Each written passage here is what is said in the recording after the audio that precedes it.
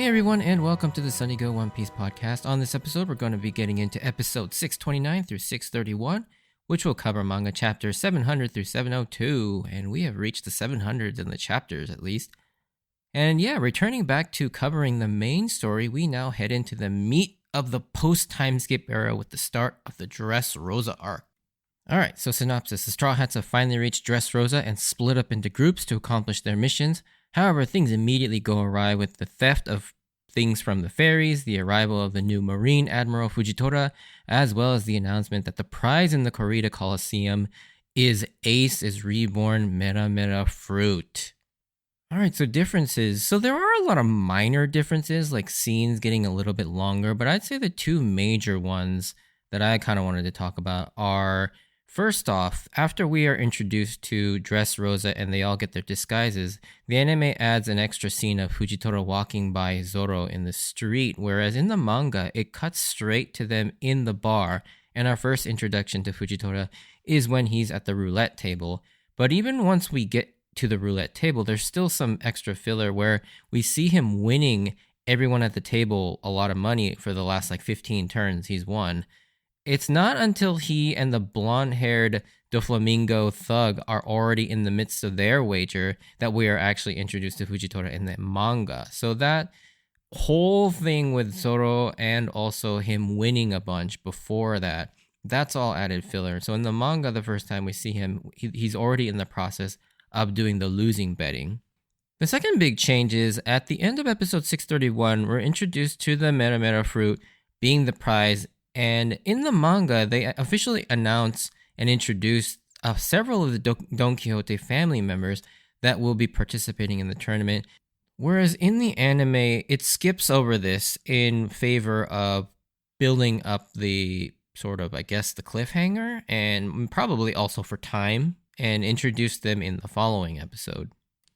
Alright, so with those out of the way, let's get into the episodes themselves. So Dress Rosa and I have a very complicated relationship because I love this arc in the manga, but the anime handles this arc so poorly that it got me, a lifelong diehard fan of One Piece, to stop watching the anime weekly. About halfway into this arc, I just literally stopped watching because the pacing was just so unbearable. Instead, what I did was I stopped and waited till the arc was over and watched it at my own pace for the remaining half of it. And I did something similar with the next two arcs as well. And yeah, at this point in history of Toei animation and One Piece's anime is really bad. I can completely understand the criticisms of people saying One Piece is hard to watch, the anime is terrible, because during this 5-year stretch, it was bad. It was really bad. And so, yeah, I can totally understand it. And it even got me to stop watching weekly because it was just kind of really an unsatisfying viewing experience when you watch week to week and you only get maybe 10, 12 minutes of actual content, or even the content you get, the animation is just absolute dog shit. And it's so bad. Now, you may have differing opinions on the anime adaptation of Dress Rosa, but this to me is where it really hit rock bottom. If there was any arc that deserves the remaster treatment that Fishman Island just got with its own adaptation, it's Dress Rosa, because with proper pacing and great animation, Dress Rosa would be an incredible arc. It would probably be more fondly remembered by the fandom at large if this were to happen. Alright, so with that out of the way, as we start these episodes off, the world is still reeling from the news that Doflamingo has resigned from the Shichibukai and his seat as the king of Dress Rosa. And the pair of pirate alliances that have also been formed makes big news as well. Among those, we see Jinbei and Crocodile reading the news, but they're shrouded from actually being able to see their actual reactions. In fact, in the manga, Oda seems to try and slightly hide that it even is Crocodile. I mean, it's pretty obvious, but it is much more of a shadowy silhouette with a big coat and a cigar as really being our only sort of clue as to the fact that it is Crocodile. But yeah, I mean, to be fair, anyone could immediately pick it out that it was Crocodile, even in the manga. But the anime takes it one step further and make it super obvious by actually drawing his coat with the trademark fur lining and even going so far as to show his golden hook hand to hit us over the head with the fact that this is Crocodile. I think the two more interesting reveals with this opening montage is why Oda chooses to focus on Jewelry Bonnie seeing the news, as well as we see what the remnants of the Moria crew have been doing. And as we see, Absalom, under the name Absa, has been, I don't know if he's freelancing or been hired out by the newspapers to spy and get scoops by using his invisibility powers of his Skeske fruit. However, it's still not clear if Moria is alive and in control of this, or if this is all Absalom or Hogback who's taken control of in the absence of Moria and Perona. I guess this is really the only way they can make a living, since they can't really exist as a pirate crew without Moria and his zombies, because that's basically comprised most of their actual sort of strength, I guess you could say. So right now, it would seem like it would be just whatever zombies they had on hand, Hogback and Absalom, because even Perona is not with them at this point. Bonnie, on the other hand, is interesting why she was singled out among the other Worst Generation members, especially since she probably had the most minimal showing on Sabodi. And I wish I could say when I first read this that I had some smart, insightful prediction, but I honestly had no idea what Oda had in store for Bonnie. And I don't even remember what the community was saying about this at the time, because it's literally just one panel of her eating pizza and looking at the news. But yeah, it is interesting that of all the other supernovas, she was the only one that was kind of featured in this sort of montage. Anyways, from here we pick up where the last episode left off, where Dofi calls Law's Denden Mushi, which Luffy answers with his trademark greeting. This is Monkey D. Luffy, the man who will become the Pirate King. This gag shouldn't be this funny, but he does it at the most inappropriate times, and I love it. I also love that despite how much he hates Doflamingo, he still plans to honor their deal and hand Caesar back, which I always liked about Luffy. I also love the joke where Doflamingo tells Luffy that he's got something that he would really want, but before anyone learns what it is, Luffy is already imagining some buffet of delicious meat. And additionally, in the latest SBS from Volume 111, I think, someone asks Oda what's in the heads of all the Straw Hats. And when he draws Luffy's head, it has the word meat literally 4 times and then king for obviously Pirate King. So it's literally meat, meat, meat, meat, king. That's what's in his head. It's pretty funny. Later on, when they're going over the plan, there's a joke that kind of gets lost in translation when Luffy asks Law if he's ever been to Dress Rosa, but mispronounces it Dress Roba. And then Robin, with her cute imagination, begins to picture an old woman in a dress. Now, this probably doesn't make a whole lot of sense, even with the subtitles putting in parentheses old woman. So, Roba is one way of saying old woman. So basically, it's a wordplay, and Robin just basically imagines dress roba or dress old lady. And so she imagines an old lady in a very nice dress. The next scene is one of those low-key moments where, you just get to see them kind of hanging out, and it's a more fun, innocent moment that brings a smile to me, at least, as Law is being all serious, saying that they need a plan after learning that Law has never been to Dressrosa, and Luffy basically using that fact to say, you know what, there's no point in trying to formulate a plan based on nothing. And so he just immediately shifts his attention to breakfast, which is sandwiches, and it's here we get everyone responding exactly to their personalities, like Chopper asking for a cotton candy sandwich, which sounds disgusting, and Robin asks for just tea, Frankie asks for cola, Brooke asks for milk, while Momo, being from Wano, doesn't even know what a sandwich is. And I love these little character moments that show off their different personalities. And the real kicker is Law being in absolute shock at the laxness of the entire crew, despite the fact that they're heading into enemy territory of one of the most feared pirates in the world. Then, after he warns Luffy multiple times not to get sucked into Doflamingo's pace, Law finds himself getting sucked into Luffy's pace, yelling instinctively that he doesn't even like bread, and is immediately shocked at his behavior. And this is so funny because Law is slowly getting sucked into the Straw Hats and Luffy. And I love that in the next scene, Sanji obliges Law's tastes and makes him onigiri in addition to the sandwiches so that Law has something to eat as well. And while I love that this moment is mostly played for laughs and it's a joke, this does actually serve a quite a interesting character reveal and a subtle reversal. Like in the previous scene, we saw how Doflamingo is good at manipulating and drawing people into his pacing. But in the very next scene, we just got to see how good Luffy is at sucking people into his pace in an even more organic way without even trying to be manipulative. People just instinctively just fall into Luffy's sort of positivity and lackadaisical go with the flow type of personality. So it kind of just like foreshadows how Luffy's influence will eventually kind of overpower Doflamingo's sort of malicious, manipulative ways. And so the next breakfast scene is just more of the same as we learn of the next several islands that we might be heading to, as Kinemon mentions that originally their destination was an island called Zo, which means elephant in Japanese, which at this point means nothing, but certainly caught my ear when I first heard it mentioned. But coincidentally, that is where Law was planning to head, that's where his crew is right now, which finally answers where Beppo and the rest of his crew were during this whole time on Punk Hazard and right now.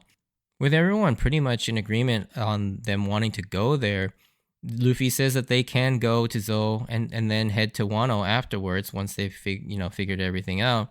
Then Kinemon finally sheds some light as to what has happened to them thus far while still keeping aspects secret to him. Throughout this intense explanation of them having to leave behind a nakama in Kanjuro, which is another samurai who sacrificed himself, we can hear Brook just being his usual rude self, burping and farting at random moments, calling back to his first meal with the Straw Hats back on Thriller Bark.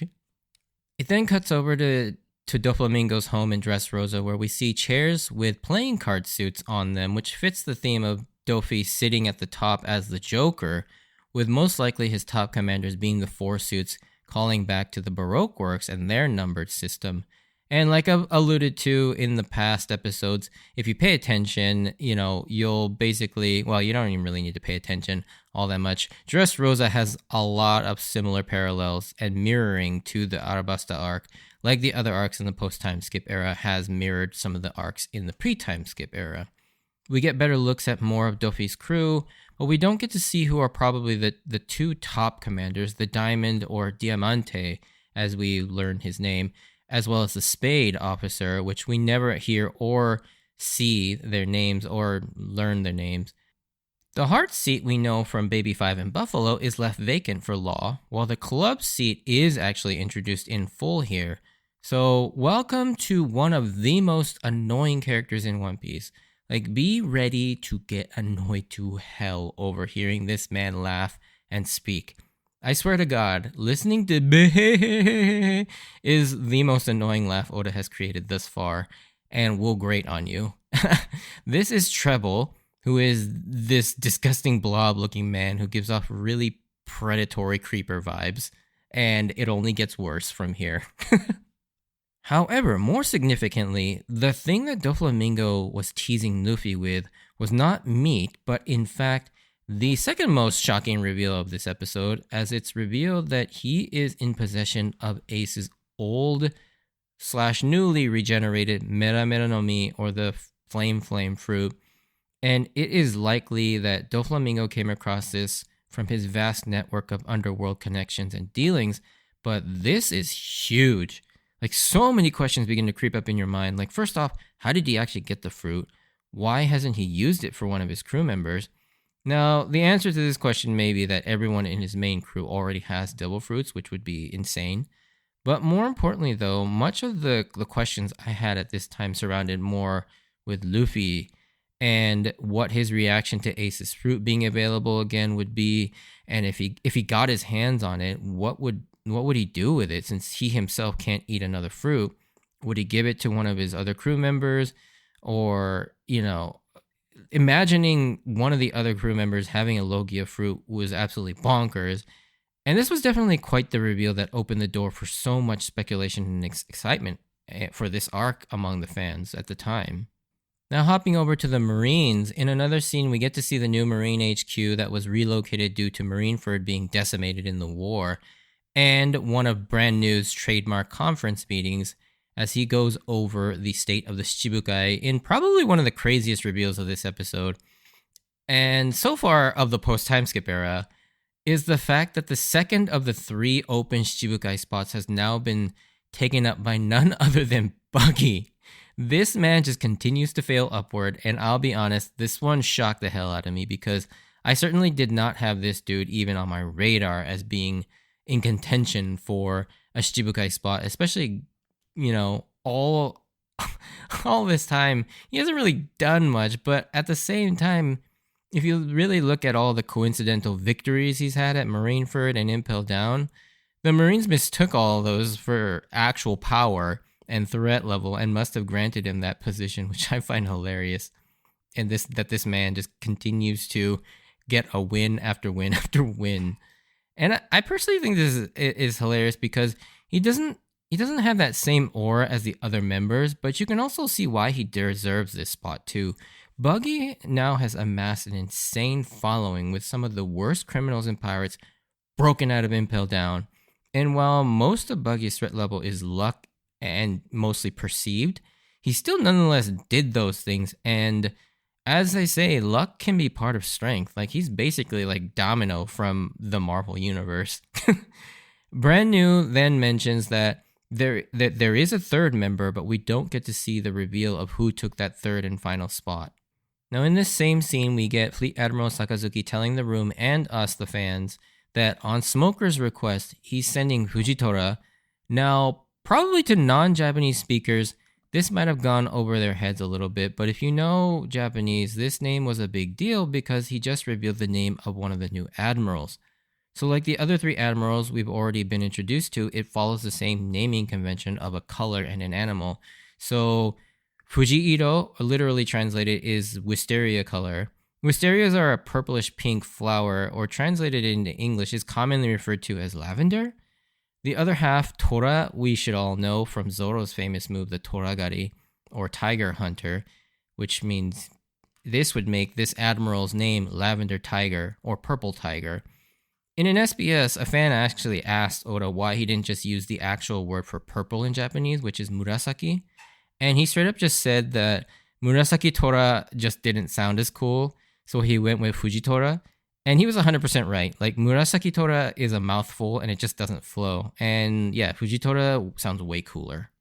Getting back to the Straw Hats, once they make landfall, Luffy gets all excited and tries to ride Momo, to which he gets angry about.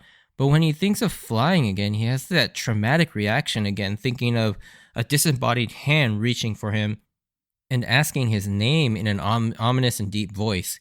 It's clearly not Doflamingo, otherwise we would have gotten his voice, so whoever this is, it's whoever they're on the run from and forced them out of Wano. It's interesting, it seems to always be tied to whenever Momo thinks about flying in his dragon form. I'll be honest, I personally kind of glossed over this little moment when I first read through and watched this at the time, and didn't even really think about it too much. But this is a moment that will become really relevant to Momo's character much, much, much later on in this series. And it kind of hints at what he's dealing with. And you know, if you're paying attention, yeah, you can kind of start to form maybe some theories on this, but it's still pretty vague. But again, it's crazy that Oda is already laying the seeds for an arc that doesn't happen for like another 10 years. I do love that moment where Luffy mocks Momo for being afraid of heights, and they both get into this sort of child fight, and Brook is just standing over there with Sanji while sipping tea. He just calmly says, Luffy-san, he's 8 years old.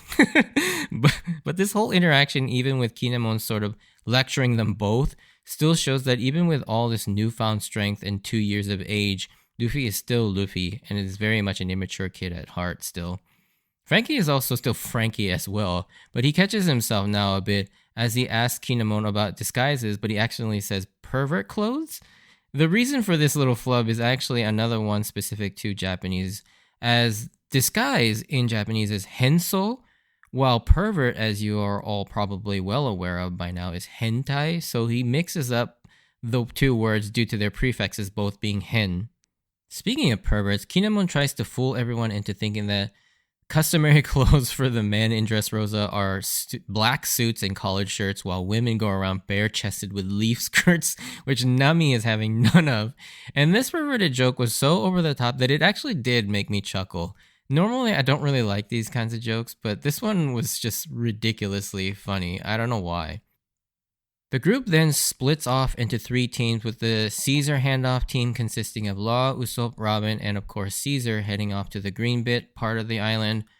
The Shipwatch team, consisting of Nami, Chopper, Brook, and Momo, and what was supposed to be Sanji, will stay behind to protect the Sunny, while the third group, consisting of the Monster Trio, since Sanji decided not to stay and he got kind of carried away with like the smells of probably the women in the town, as well as Kinemon and Frankie, head into Dress Rosa, the main part of the city, to find and rescue Kanjuro and destroy the Smile Factory. And I really like these combos with their wild variety, as well as the Monster Trio starting off together, although you already know Oda is going to break them up pretty quickly since they're so OP together. Although, interestingly enough, this will actually be kind of the last time for a long while you actually get to see all the Straw Hats together in one place. Which is kind of interesting to think about now, knowing what's going to happen later on.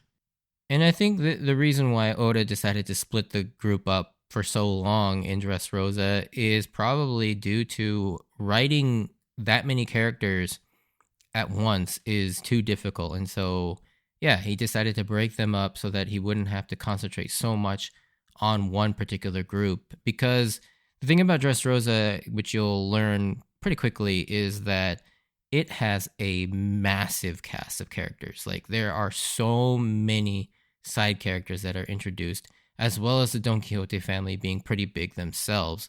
And so, yeah, it's a tough juggling act for Oda to do this. And that's, I think, one of the reasons why also when it's adapted into the anime, it becomes really difficult and the pacing becomes even worse, because it's hard to do that with the anime, because I think Oda also kind of overcomplicated things a little bit.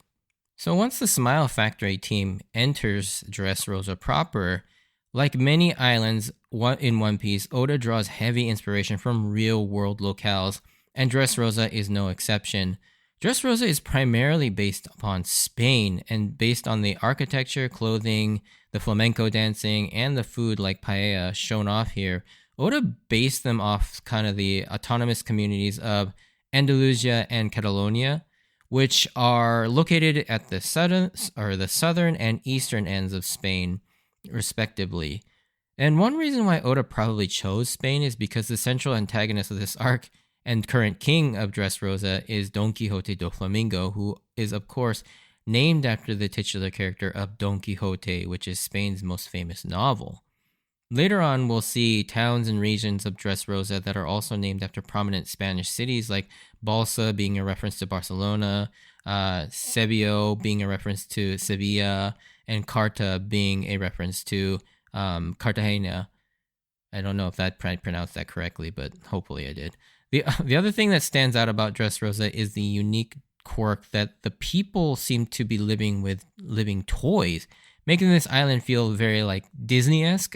But you already know that there's going to be something dark about this aspect, given the fact that Doflamingo is in charge of this country. Also, as a side note, at the 11-minute 1-second mark of episode 629, where they all see Dressrosa for the first time as they're admiring the smells of Dressrosa, the picture of them all standing there is on the cover of volume 71, but in the anime/manga, they're still in their normal clothes. However, on the cover of 71, they already have them in the disguises. And I love the wardrobe for Dressrosa. It's mostly just black suits for a lot of the characters, but there's something so clean about seeing like Zoro, especially in a suit and sunglasses. He looks absolutely badass. And Luffy in his iconic sunflower shirt is also another classic outfit of his that I love, enough that I bought this shirt and wear it just regularly every so often. Like, it's fun because if you don't know One Piece, it's just a colorful sunflower button-up shirt. But if you do know One Piece, people will always recognize it and mention it. So it's a really fun like talking point. But as they're walking around, it's here we are finally introduced to the new Admiral Fujitora, and he is a uniquely designed character, as he doesn't wear a suit like the other past three admirals. Instead, he sports a very traditional Japanese look in that he wears a purple yukata and sports getas, or those Japanese wooden sandals. But the most striking thing about Fujitora is obviously his eyes. They have huge gashes over them, and he's blind. In an SBS answer, Oda has mentioned his inspiration for Fujitora's design is the late Japanese actor Shintaro Katsu, more specifically off of his portrayal of the character of Zatoichi in various Japanese classic films, similar to how the other three admirals were all based off of classic Japanese actors as well. Also, like the other admirals, he is unusually large and tall. Like, there's one overhead shot of him at the roulette table, and he's like twice the size of all the other patrons. We're introduced to him as he's gambling at the roulette table and begins to get swindled by Doflamingo's goons as they prey on his blindness by lying about the outcome of the game repeatedly, even though there's no chance that he can't actually see what's going on, and most likely he can use observation haki or something to a point where he can sense things, kind of like how Daredevil sees at least. At least that was my original thought back in the day. Now, after quote-unquote losing several times in a row, he decides to go all in and bets it all again on white. And yet again, it does land on white, but they try to swindle Fujitora one last time. But as they try to lie to him again, Luffy just pops out of nowhere to confirm that it is white and saves Fujitora. But once they get aggressive towards him after losing, he shows off just how strong and not actually that blind he is, with Luffy even noticing that he is strong even without seeing him fight yet. He shows off some impressive swordsmanship skills, but that's not where his true power seems to come from, as he shows off his devil fruit power by pressing everyone into a massive hole into the ground. And this is clearly a gravity-based devil fruit, which sounds insane, as this is a fruit that controls gravity itself, and this marks the first time an admiral doesn't have a Logia fruit. But honestly, this paramecia could be just as dangerous, if not more so, in the hands of someone who has attained the rank of admiral in the Marines. Now, unlike many other fruits, I could have never guessed the name of this fruit, and since the fruit is not named in the series itself, I'll just reveal it here. It's actually revealed in his Vivra card data book, or visual dictionary card. It's called the Zushi Zushi no Mi, or the press fruit in English. Zushi Zushi is an onomatopoeia of describing like a thud or something heavy falling, which honestly I've never heard this being used in Japanese. So this one is one of those things that I am pretty personally unfamiliar with. I don't think I've ever heard anyone use Zushi Zushi as an onomatopoeia, not even like in everyday life or in other series or or even in anything else really for that matter. Now, this introduction scene with Fujitora is so interesting because there's so much to discuss here. Like, to what extent can he see? Was he losing on purpose, or could he really not see at all? Was he waiting for Luffy to come intervene? Like, knowing his fruit, was he actually cheating, using his gravity powers to manipulate where the ball was landing? Kind of like how Qui-Gon Jinn manipulated the Chance Cube in The Phantom Menace to get Watto to hand over Anakin's freedom to him. This is one of those scenes you can't fully appreciate and analyze or even talk about until you've seen well beyond just even this arc. Unfortunately, since I do know a great deal more of information now, I can't really get into this here in the non-spoiler section, but I do want to go into this scene a little bit more detail in the spoiler section, so definitely hang around for that if you're interested.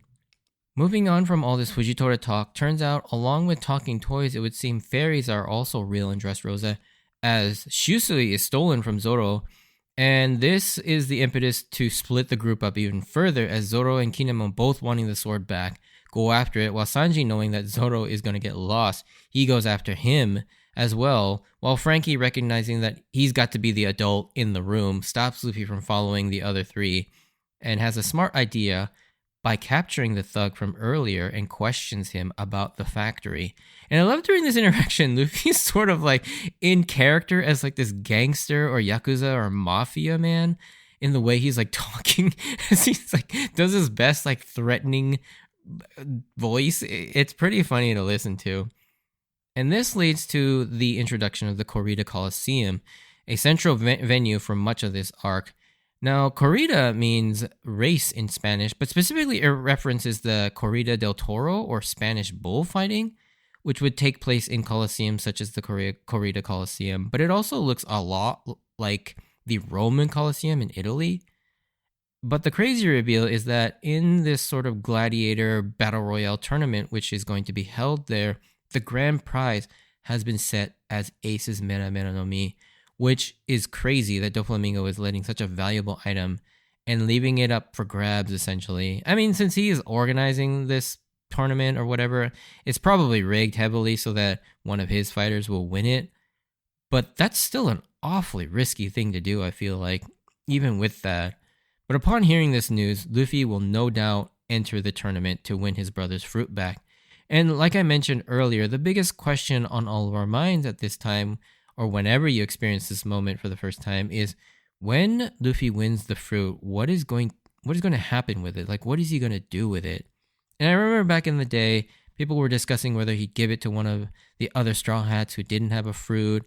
And I think most people realized that the Monster Trio would be left untouched, but there was some talk of maybe some of the other members getting it. And to me, I never thought that the Mera Mera fruit would ever end up with the Straw Hats. It would just change the dynamic of the crew way too much. But I also had no idea what Oda was going to do to resolve this plot thread, so it made for a really exciting hook for the arc at the beginning, beyond just the fact that Doflamingo is the main villain of an arc finally.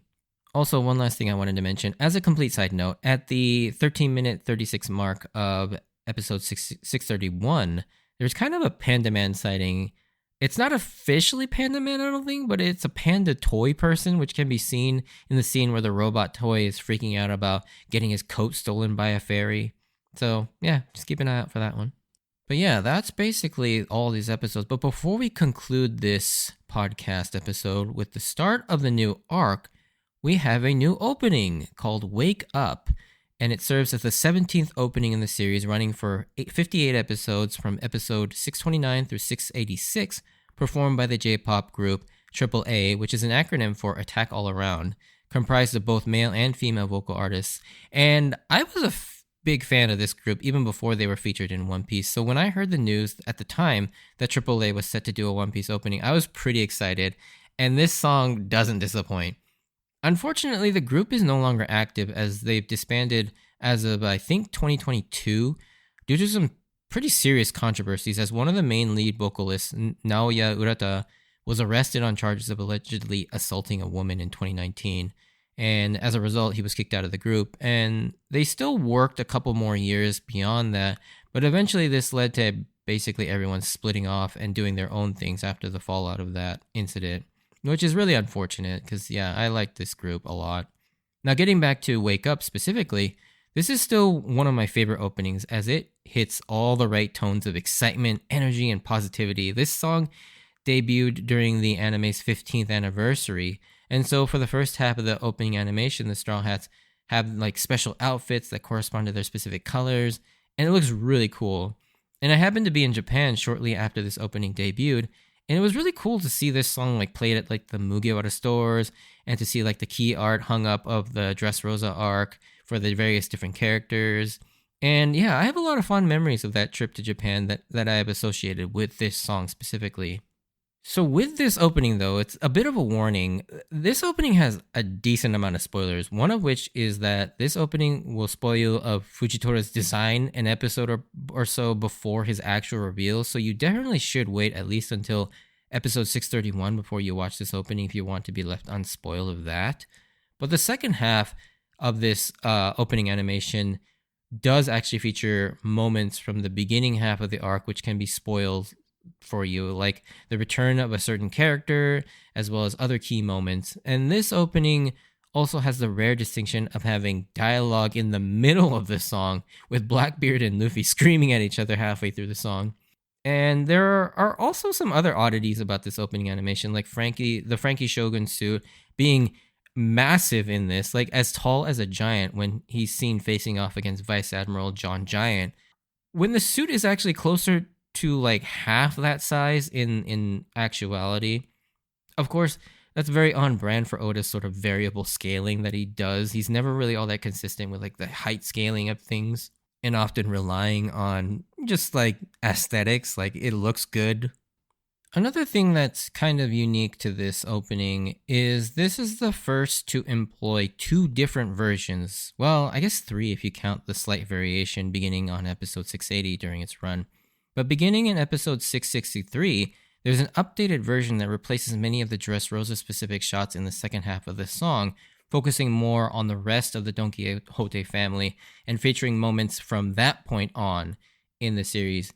And there's also a new group of characters that appear in this arc that is a massive spoiler. Like, they do a poor attempt at hiding this spoiler a little bit, but then there's the slight third variation beginning in the aforementioned episode 680 that fully reveals all these characters once they're fully revealed in the anime. But I will say this second version, starting in 663, you should absolutely not watch because it ruins a major spoiler. So yeah, whenever you get to episode 663, do not watch this opening until you get to episode 680, because it just, I don't know why they threw this in there, because it's, even though they try to hide it, it's so obvious who this is, and it's not even close to hiding it. So if you do watch this, do not watch the opening from 663 onward, because yeah, it spoils something major, and you don't really even get that much out of it either. The lyrics of this song are, again, pretty standard for One Piece, like about waking up to a bright shining sun with a brand new exciting adventure waiting for them. Again, though, the lyrics, like many of the other openings that came before it, really focus on the theme of like a shiny new dawn, along with the imagery of the Straw Hats sailing towards a rising sun, referring to the idea that when the One Piece is found, it will usher in the dawn of a new day or a new era, free from the tyranny of the world government. And so, yeah, in keeping with that, it does seem to follow that same shot of them all standing on the deck of the Sunny, or standing on a cliffside staring at a sunrise. Wake Up is definitely still one of those songs I love to throw on because of how happy and energetic it is, and how energized it makes me feel listening to it.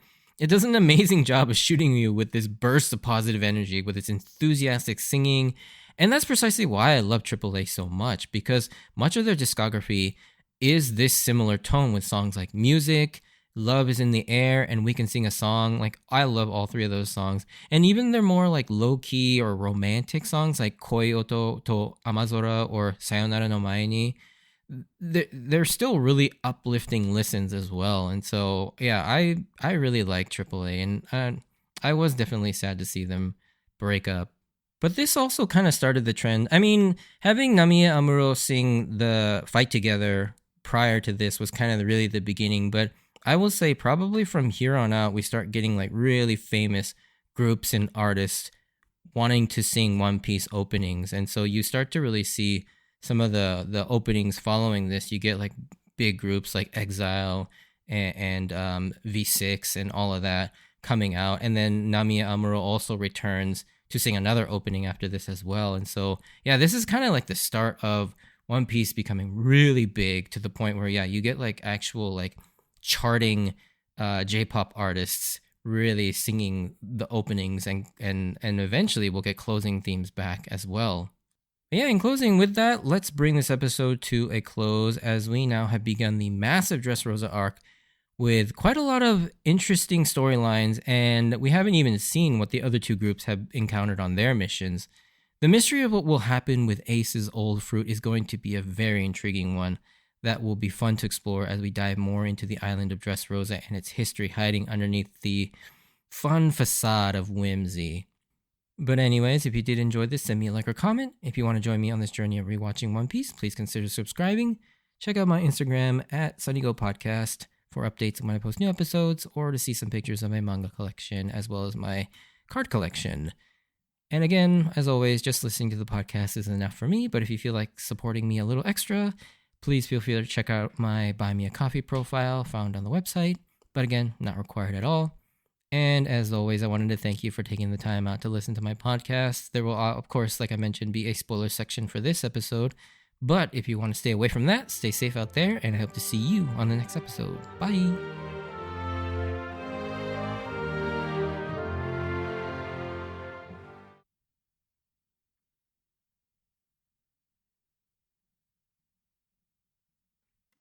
All right, so a spoiler section. Again, these are mostly unscripted and just me kind of rambling. But I guess the first smaller thing, we'll start small. The first thing I want to mention is that Luffy in his sunflower shirt is definitely a foreshadow of him being the sun god, which is interesting. I think now looking back on it, him just being dressed in that sunflower shirt, not only is it one of his more iconic costumes or wardrobe changes, but it really is indicative of his connection to the sun, which, looking back on it, I really enjoy that fact now.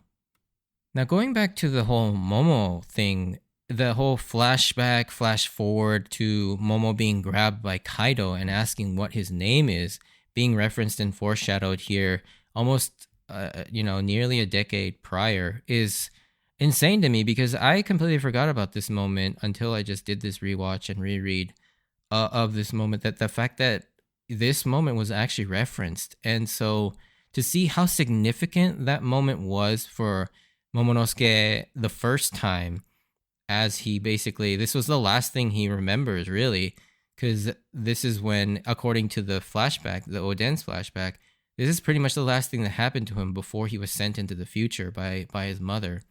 And then obviously this then gets this moment happens again, but instead it's a very significant moment for Momo, as it's a moment of like growth where he actually does stand up to Kaido and says that his name is Momonosuke, or Kozuki Momonosuke, the man who will become the shogun of Wano. And yeah, you don't even realize how significant that little moment is here. And yeah, I just found that really interesting to see that foreshadowed here. And you, once you know after the fact and you reread Punk Hazard and Dress Rosa, and every time that he has these traumatic moments of like PTSD and he just goes berserk, you realize that it's because it keeps reminding him of Kaido and his dragon transformation. Because no doubt Momonosuke is often imagining Kaido kind of ominously floating above Wano, like you see him during much of the Wano arc. Another thing that it's not really a big deal or anything that I kind of noticed is the Doflamingo thug that's trying to take money from Fujitora. I can't help but think he looks a lot like Judge. Not that there's any real correlation between him and Judge, but yeah, it's interesting how that one thug, like his hair, the mask, and just the overall body type, looks a lot like Vince Smoke Judge. Like it's pretty crazy. Almost like Oda just like rehashed the design without remembering the fact that he used something very similar. All right, so the last thing I wanted to talk about is obviously Fujitora, and we couldn't really get into this in the non-spoiler section because there's so much to this scene. So I think one of the biggest things is Fujitora, obviously it's revealed that he can't see specific details because he can sense things through observation haki, and he can see the presence of people, so which is why he can still attack them, because he knows where they are, but he doesn't know exactly like what they look like, what their features are, because there's that famous scene that I absolutely adore, which is when Luffy is running away and he sees all the citizens of Dressrosa chasing after him to protect him from Fujitora's massive attack.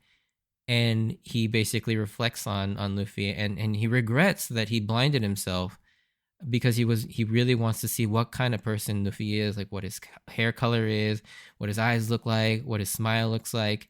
And I really love that scene, and it also establishes the fact that yes, he can feel the presence of people through observation haki, but he can't see specific things. So when we look at that scene from that lens, he probably couldn't see what exactly, which colors were on which part of the roulette spinning board.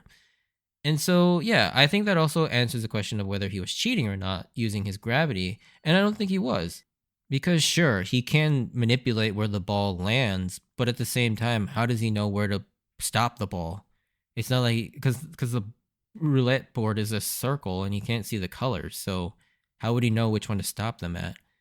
I guess you can maybe somehow argue that winning like 18 times in a row or 19 times in a row, whatever it was, like the 15 plus the I think the 3 or 4 rolls that he had after, is pretty crazy.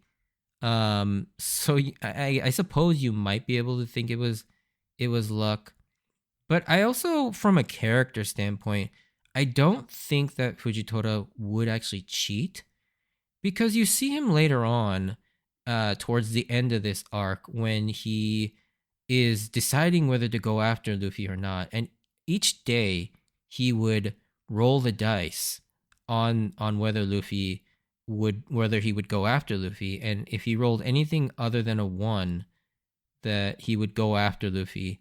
But the first 2 days he does roll a 1, and he honors that.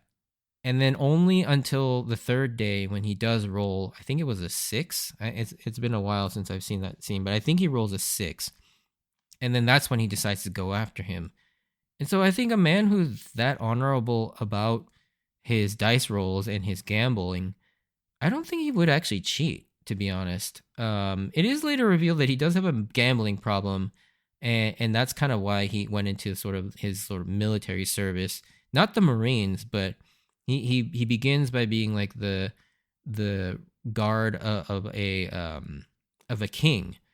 And I probably should have researched this before I started rambling on about Fujitora, but at least that's as far as my memory serves me. And so, yeah, he eventually gets drafted into the Marines to sort of fill that spot that was left vacated after the Paramount War. And so, yeah, I just, when you look at it from that perspective, I don't think that Fujitora is actually cheating in that sense. But then there's also the idea that with the reveal of Future Sight in the subsequent Whole Cake Island arc, where we realize that someone with that advanced of observation haki has Future Sight. And so you'd think someone who relies so heavily and is so adept at observation haki wouldn't have access to Future Sight, and a Marine Admiral at that. And so you could see, like, maybe he was actually like manipulating and losing on purpose, or like being fooled on purpose, so that, because he knew that Luffy was gonna intervene. But again, I don't know to what end, why he would do that. Was he testing Luffy?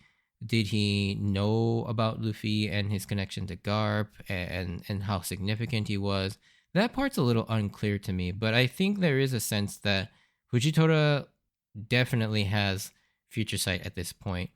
And that's also probably what helps him kind of fight, even though he's completely blind, is that he can see things before they happen. But again, that also kind of raises the question, like, when you look at how Future Sight is portrayed, and from like Luffy or Katakuri or even Shanks' perspective, you see them imagining and visualizing what they're about to see. What does Fujitora actually see? Like, does he see those colored, like, haki blobs, like people blobs that's shown how he sees the world? Like, does he see that, or does he actually get to see like what the world is like? But if he did, how would he know what he's seeing? It's so interesting. This scene is so crazy, like, when you think about it, and apply like some of the other aspects that you learn about haki and Isho later on. It's yeah, I do really like this scene because of how much it sort of makes you really think about, how does Fujitora actually work and how does haki work. But anyways, that's kind of what I really wanted to talk about. And because yeah, I personally love Fujitora. Like, he's one of my favorite admirals. He definitely fills that sort of vacated seat by Kuzan, because he is the more honorable and more likable Marine who has a more fair sense of justice, unlike the other seat, which is going to be eventually taken up by Rokugyu and Aramaki. And he is definitely the replacement for Akainu for sure. He in fact says that Akainu is his inspiration and is the far more aggressive and the embodiment of absolute justice. Whereas, again, Kizaru still remains as sort of the middle ground. But yeah, I like the fact that Isho is introduced as kind of the Aokiji replacement. But again, I also like Ryokugyu on his merits as well. He's a very good replacement for Sakazuki and Akainu.